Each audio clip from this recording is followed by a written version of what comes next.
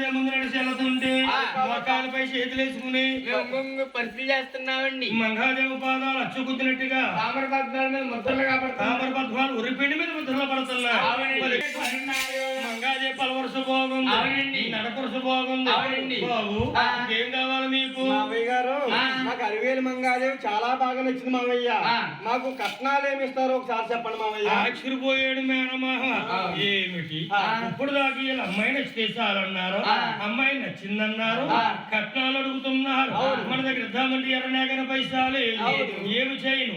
దగ్గర చుట్టలకు చేయి దాటిపోయేలాగా ఉంది. వెనకాల మన సెల్లులో ఉంది. ఇచ్చినా పోతే నూరు అబద్ధాలు ఆడి ఒక పెళ్లి చేయమన్నారు, క్షేత్రాలు చెప్తున్నాయి. నేను ఒక అబద్ధమే కదా ఆడేది అని కట్నాలు భారీగా చెప్తున్నాడు. ఎలాగండి? మంగాదేవ తండ్రి మహారాజాల మధారకుడు అల్లుడు గోవిందరాజు కట్నం కావాలా? లక్ష అంటే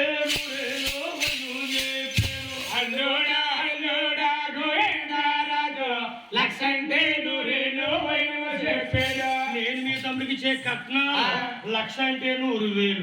అలాంటి లక్షలు 18 లక్షలు ఇస్తాను కానీ బాబు 18 లక్షలే అంటే ఆశ్చర్యపోయారటండి.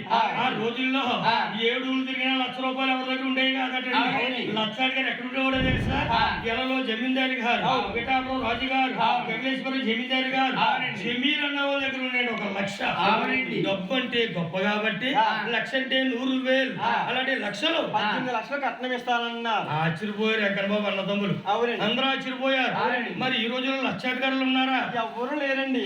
అసలు లక్షాధికారులే లేరండి. లక్షాధికారులే ఉన్నవాడు అదే చేస్తున్నారు. డబ్బు విలువ లేదు, నోటీసులు అవుతుంది, అప్పు చెప్పు పుడుతుంది. ఎవరు ఇచ్చేవారు అప్పులు? లేని వాళ్ళకి అప్పులు ఇచ్చేవారు కాదండి.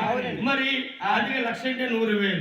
మీ తమ్ముడు కట్నం 18 లక్షలు. 18 లక్షలు మావయ్య. ఇంకేం కావాలి? మావయ్య గారు ఈ 18 లక్షలు కూడా మా తమ్ముడైన వెంకన్న బాబు సరిపోతాయి మావయ్య. మీ తమ్ముడు కట్నం సరిపోతుంది బాబు. బాబు మాకు ఆడపడుచు కట్నాలు కావాలి మావయ్య. నాయన ఇప్పుడు దాకా మీరు ఏమన్నారు? 7 అన్నదమ్ములండి, ఇంటికాడ ఉన్నాడు మా తమ్ముడు వెంకన్న బాబు. చుట్టారు కనుక వచ్చారన్నారు.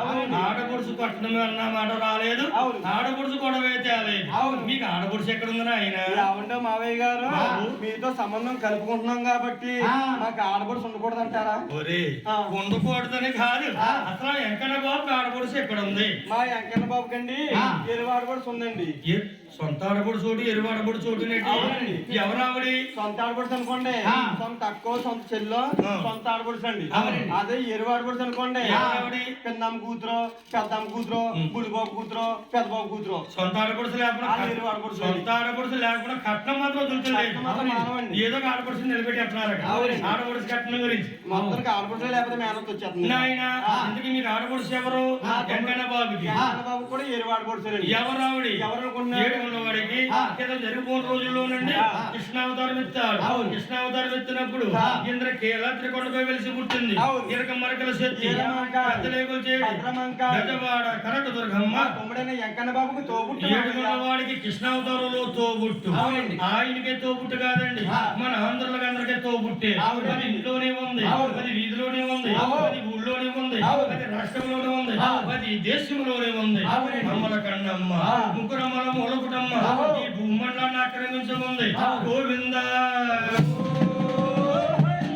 ఇంకో గంటలో అమ్మవారు నుంచి వస్తుందండి. మీరందరూ కూడా జగన్మాతను చూసారంటే అమ్మ అంటే ఇలాగుంటుందా అని ఆశ్చర్యపోతారు.